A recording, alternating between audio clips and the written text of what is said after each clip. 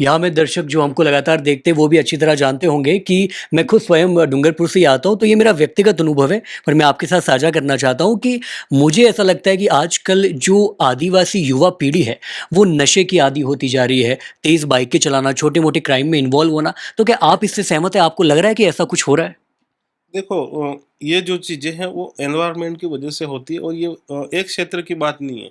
ये पूरे राजस्थान या देश के हर जगह से ये चीज़ें अपन को मिल जाएगा। आज सोशल मीडिया के माध्यम से बच्चे भटक रहे हैं। और अभी आपने हाल ही में देखा, डूंगरपुर के जो एसपी साहब है मनीष जी, उन्होंने एक अच्छा सा अभियान चलाया और वहाँ पर अभी काफ़ी परिवर्तन आ गया है। और मैं भी एसपी साहब से हमेशा टच में रहता हूँ। और ये जो प्लान था, वो शुरुआत में आए थे, हम लोग मिले थे, और मुझे उन्होंने पूछा था कि अपन को क्या करना चाहिए।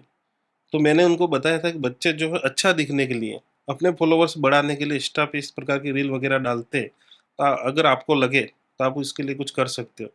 और एसपी साहब ने उसके जस्ट बाद कुछ दिनों में ये अभियान चलाया था। तो हम बैठे तो उस टाइम पे ये राय, ये मानो मैंने रखी थी। जी। हाँ। तो एक तरफ तो आप कह रहे हैं कि आप कोशिश कर रहे हैं कि युवाओं में सुधार आए और दूसरी तरफ जो विपक्षी पार्टियां हैं, चाहे वो भाजपा हो, कांग्रेस, वो स्पष्ट आरोप लगा रही है कि बीएपी के सत्ता में आने के बाद वो युवाओं को भ्रमित करने का काम कर रही है। वो सारी जिम्मेदारी आपके ऊपर है कि आपने युवाओं को बिगाड़ा है। नहीं, नहीं, ऐसा कुछ नहीं है। ये उनका मुद्दा, उनके पास कोई मुद्दा ही नहीं है। युवा जब जागरूक कर हो गया है, सवाल करने लग गया है, तब उन्हें यूँ लगता है कि युवा भटक रहा है। जब किसी व्यक्ति का मतलब, जो कांग्रेस और बीजेपी के जो बड़े दिग्गज लोग हैं, उन्होंने कभी किसी की बात ही नहीं सुनी। युवा जब उनसे सवाल करता था, जवाब देना उचित नहीं समझा था। आज युवा जागरूक हो गया, अपने अधिकारों को समझ रहा है। उनसे जब सवाल करने लगता है, तो जैसे ही वो कहते हैं कि दिमाग से जो अपंग लोग होते हैं, कम सोच वाले जो लोग होते हैं, उनको थोड़ा यूँ हो जाता है कि ये बच्चे हमारे से सवाल कैसे करते हैं। तो तब ये लोग न जाने क्या-क्या बयान दे देते हैं, वो बात अलग है, पर उनको ऐसा नहीं करना चाहिए और बोलना भी नहीं चाहिए।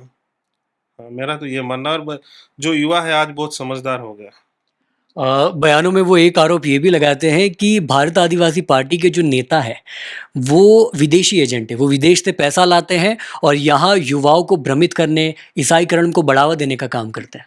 देखो, बोलना एक अलग बात है, बोलने में कुछ भी बोलते हैं। आप प्रूफ करके दिखाओ ना, प्रूफ ही नहीं कर पा रहे हो। हमेशा मतलब झूठी बातें सोशल मीडिया पे लिख रहे हो, बोल रहे हो, कभी तो यार प्रूफ करके बताओ, है ना?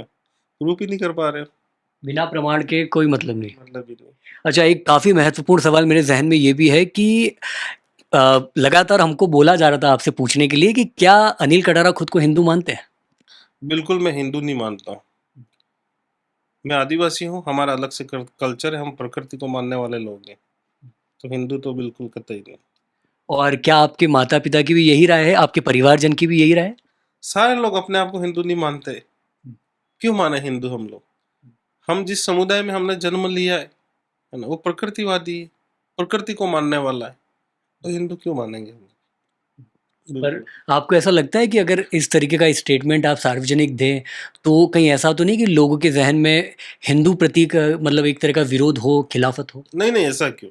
सबको अपने-अपने धर्म मानने की आज़ादी है। सबको आज़ादी है। तो भारत के संविधान में लिखा हुआ है कि देश धर्मनिरपेक्ष देश है। यहाँ सभी धर्मों का सम्मान किया जाता है। हमारी अलग से हम अपने आप को, हम प्रकृति को मानते हैं, तो क्यों किसी को दुःख होना चाहिए? किसी को चोट क्यों लगे यूँ? हमें ज़बरदस्ती हिंदू क्यों बनाया जा रहा है?